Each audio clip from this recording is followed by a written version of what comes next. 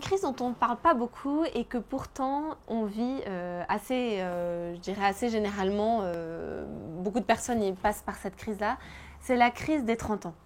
Alors, on a plutôt tendance à parler de la crise du milieu de vie, ce qui est vrai parce qu'elle est importante, mais la crise des 30 ans est aussi une crise assez importante parce que on arrive à un stade à 30 ans où soit on n'a pas encore construit grand-chose parce qu'on était concentré dans notre travail, on était concentré sur d'autres idées justement, profiter de notre jeunesse, de notre liberté, ou alors au contraire, ça fait depuis un certain nombre d'années qu'on est posé dans un quotidien, dans notre vie, qu'on a pris des choix il y a un certain nombre d'années, et là on arrive à 30 ans, ça fait déjà plusieurs années qu'on a avancé, donc c'est deux cas de figure différents.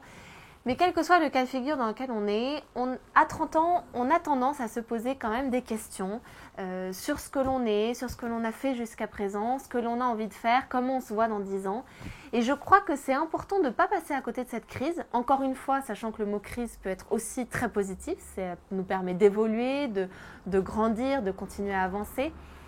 Et d'arriver à se dire finalement qui je suis aujourd'hui et qu'est-ce que j'ai envie d'être, comment je me vois dans 10 ans. Ça, c'est quelque chose qui est important que vous pouvez vous poser dès à présent. Comment vous vous voyez dans 10 ans, comment vous avez envie d'être dans 10 ans, pour justement vous permettre à 30 ans de prendre les bonnes choses en main, de prendre les bonnes décisions pour arriver à atteindre cet objectif que vous vous fixez.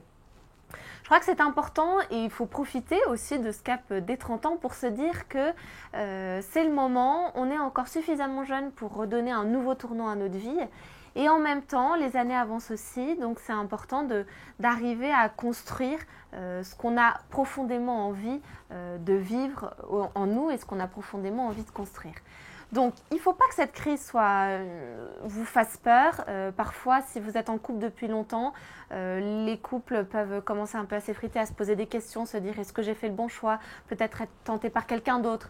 Voilà, c'est important de prendre cette crise comme normale parce que c'est une crise à travers laquelle on passe.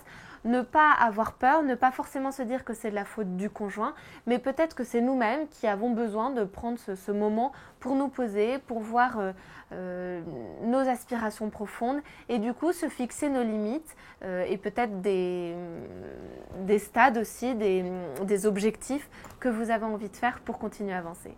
Donc bon courage et posez-vous les bonnes questions.